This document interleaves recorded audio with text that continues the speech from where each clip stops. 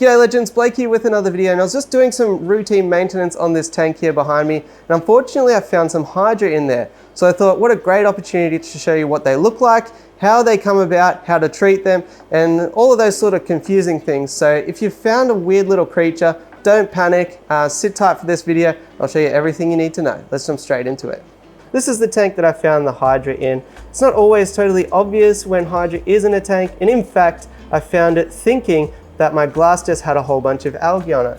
What they look like are little mini jellyfish or little, if you've ever kept salt water or you're familiar, Aptasia, kind of a bit of an anemone looking creature. And that's basically what they are. They have a little foot which they like to plant on a surface, typically aquarium glass I've found, but that could be any surface in here whatsoever. And then once they're nice and comfortable and rooted and stable, then they'll stick out these stingy little tentacles ready to catch a little copepod or other little creature swimming by that they can predate on. They can be green or white, or opaque, or maybe even a brown color. In my case here, they're green, so they definitely look like little strings of algae. Now, should we panic about these? Now, I actually think that Hydra are always in my aquariums at least, but in most aquariums, I would say. You don't actually notice the boom in population until there is a whole bunch of food for them present. So I find them coming about all the time when I'm feeding live foods every single day. For example, this is an Ember Tetra aquarium. There's about 20 Ember Tetras in here, but they're a bit stressed and kind of hiding because maybe a couple got stung and they've told each other and they're off hiding in a pocket somewhere. But I'm feeding live baby bronchium in here multiple times a day to try and breed them in here and increase the population that way. And just for a bit of fun, really. And that's a typical time where Hydra has come about. But they can come into an aquarium using any of the typical cross-contaminatory processes, introducing live plants, introducing decorations or anything else into your aquarium that comes from an aquarium which has Hydra in it. They can come about from reusing nets. So if I went in here and scooped a bunch of algae out of here or a bunch of duckweed out of here, threw it outside obviously, and then used that same net in any of my other aquariums, those aquariums now have Hydra in it because it's very, very likely that at least a single piece of Hydra got onto that net and then into the new environment. And that's kind of a good segue, I think, into the methods of removal. So the internet would tell you that you can manually remove Hydra. However, I would strongly recommend against that.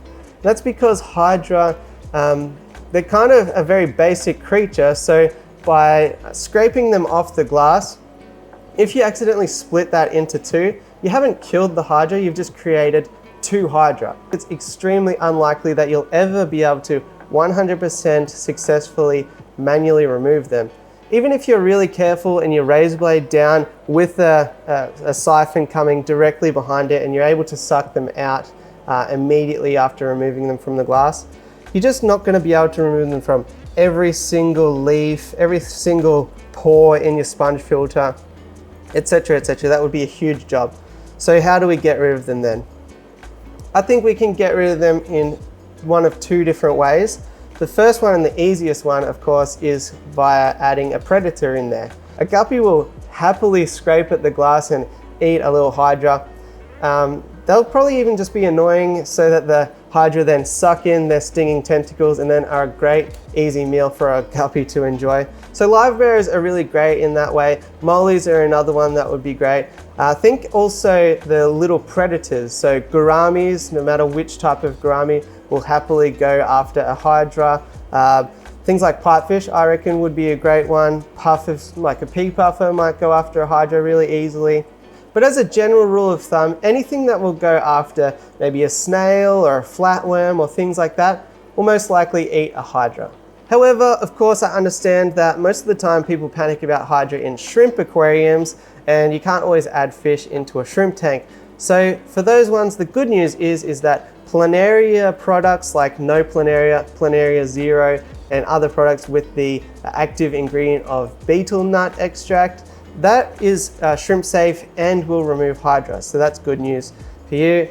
I wouldn't recommend dosing anything like potassium permanganate or copper or other things like that, because you can so easily overdose them and kill your precious critters. So if you're not willing to add a fish in, then I wouldn't go to the effort of dosing in those more dangerous chemicals. But planetary products are good, or hydrogen peroxide as well. But I just recommend sort of going along gradually and spot dosing areas with hydrogen peroxide. Wait a day for it to become oxygen and water, and then continue along. I wouldn't just bomb the whole tank with H2O2 immediately, because you might create a bit of an issue for you there. But in my case here with Ember Tetras, of course I can safely add a guppy in here, and this Hydra problem will be gone in no time. The other option, which is far easier than that, if you've got plenty of time and you're not worried about your livestock at all, is you can just wait. Stop feeding live foods for a couple of weeks, and you'll notice that the population will die down really, really quickly. So that could be an option as well. So there you go, legends. Hopefully that has cleared up Hydra for you. Not something that you need to panic about straight away. And in my case here with the Ember Tetras, I'm not really going to do anything about it. I'm going to switch to pellet foods for the next couple of weeks. Feed sparingly, and I imagine the issue will resolve itself. But I've given you a few options that you can go through if you do want to speed it up. But at the end of the day, Hydra is a really common thing that a lot of people have to deal with. So hopefully it has helped you. And if it has, it always helps me out to smash like, hit subscribe, and all that fun stuff. And if you like my videos, there's another one right there for you to enjoy. Other than that, I'll catch you on the next one. Thanks for watching.